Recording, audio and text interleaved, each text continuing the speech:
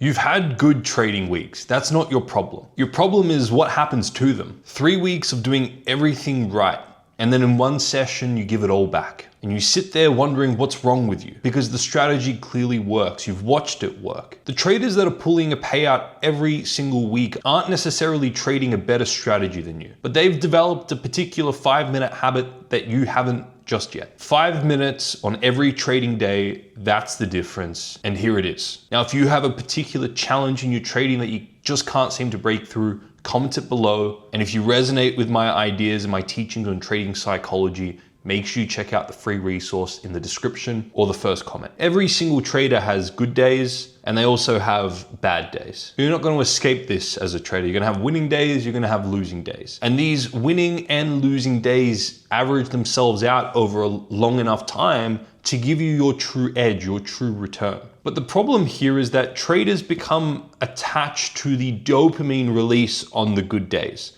the high they experience on those good days. And when the inevitable downswing of a losing day comes through, because they've anchored their mind to the sweetness of the high, then that low feels very painful relative to the high.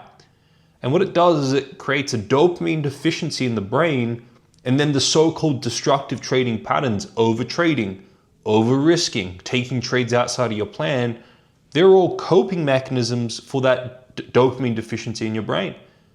And that's what your brain, those actions are what your brain perceives are the most efficient and effective path to refuel that dopamine and refill that gap in the mind. So the big overarching problem is that traders become attached to the exaggerated upswing of their edge, the so-called good days. And as a result, it becomes very painful on the bad days and they're not able to stomach those bad days.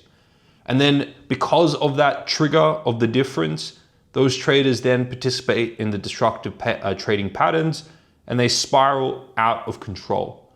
If a trader was able to stick to their trading plan and consistently stick to that trading plan despite the good and bad days, over time, over enough time, those highs and lows will average out to get the true edge, the true return.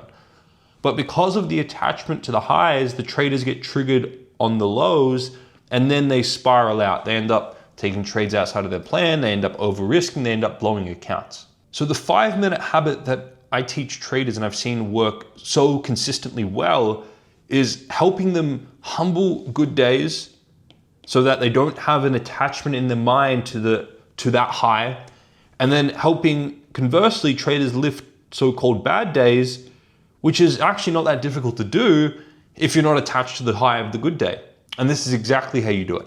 So the 5-minute habit I encourage every trader to implement after a trading day is you first want to identify what state you're in after your trading day. And most likely if you've had a win or a couple wins on that particular day, or a bigger than expected win on that day, or a better outcome than what was expected, you're going to feel quite up and you're going to feel proud, and you're going to feel elated, you're going to feel puffed up. Now, in that state, if you become attached to that high, that dopamine release in that moment, then the challenge and the problem we just mentioned before is going to come through. You're not going to be able to have weekly payouts and consistent payouts, because the moment the inevitable losing days and bad days come through, that's going to trigger the destructive patterns and throw you off your edge. So what's crucial on that day, the day you have a good trading day, the day you feel up and proud and high, is you need to humble that idea. You need to ground that. You need to start to associate pain and drawback and consequence in that moment of the so-called good day. Because in the good day, what you're doing is you're seeing more advantages than advantages. You're labeling your actions and the outcomes there on that day as more advantage and disadvantage, more pleasure than pain, more support than challenge. But that is also what creates the judgment on the bad days of losing trades, and that's what drives the depression and the pain and the suffering on those bad days. So what I help traders do is they implement this 5-minute habit on the moment they feel proud. What's the drawback of that? What's the disservice of that? What am I overlooking? What pains are there that I'm overlooking in that particular moment? Not to make anything up, but just to have a look at what the drawbacks and risks are in that moment. And to see that when you get proud and cocky, what happens is you start to feel invincible. And the drawback of that is you start to become complacent with the processes that got you there in the first place. You stop listening to the market as much. You start thinking you can predict the market. You start thinking that there's not going to be any risk or consequence to your decision. So you start forcing low quality setups. You start over risking. You start taking trades outside of your plan. And on those big, good days, you start to think that you've cracked the code and this is easy. I can make easy money from the market. You start resenting your day job, the security of your guaranteed income. And you start making unwise financial decisions, spending more.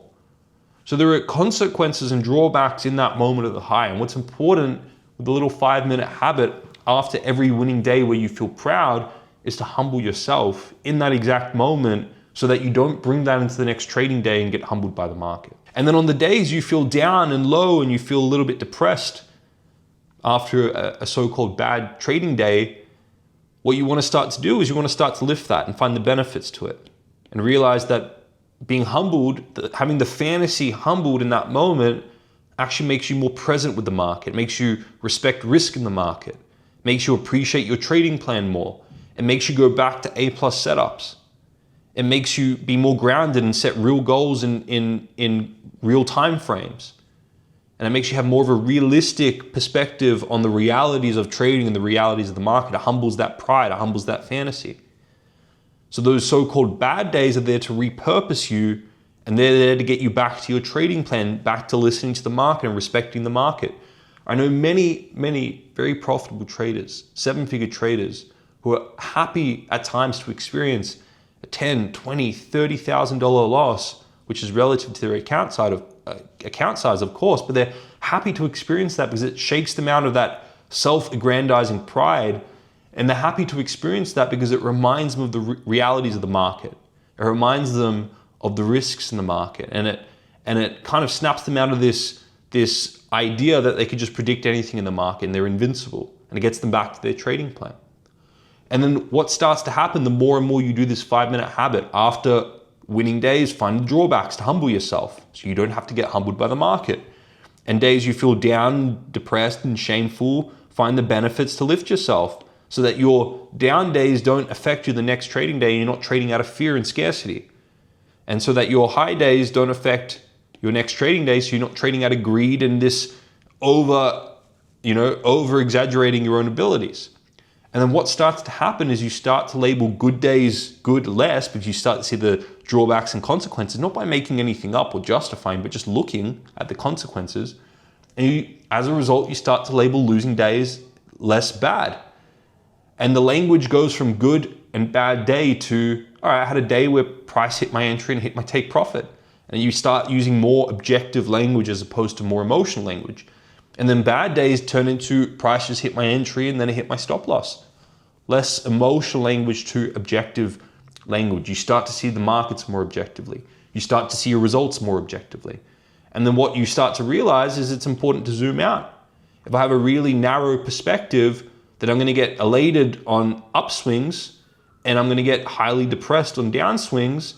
But if I broaden my perspective a little bit, and you realize that if I take into consideration that the highs are money in the bank for future losses that average out to get my true return, then you don't get as elated here, you don't get as depressed here, and you get your true end of month or end of year result without being vulnerable to the destructive trading patterns. And it's in that state, and only in that state, that you have consistent payouts. Because you're sticking to your process, you're sticking to your edge. Traders, if you got one new insight from this video, please go ahead and like the video, consider subscribing to the channel.